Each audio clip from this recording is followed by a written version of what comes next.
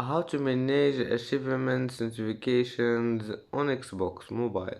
Hello guys, in today's video I'm gonna show you how to manage achievements notifications on Xbox Mobile. First go to Xbox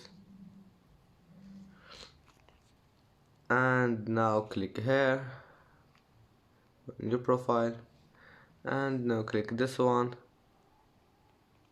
click on it and then click this one here, notifications, and then click here.